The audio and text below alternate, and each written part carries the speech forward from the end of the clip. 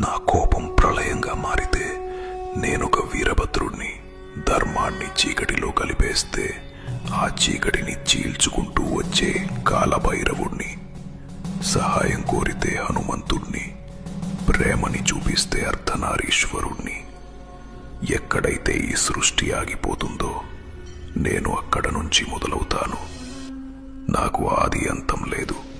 శ్మశానంలో చావుకి తోడుగా ఉండే కాటి కాపరిని, నిరంతరం ధ్యానం చేసే అఘోరాని, నాగేంద్రుడిని ధరించిన నీలకంఠుడిని. నాకు బ్రహ్మ, నారాయణ మరియు పార్వతి కంటే కూడా నన్ను మనస్ఫూర్తిగా కొలిచే నిజమైన భక్తుడు అంటేనే నాకు ఇష్టం.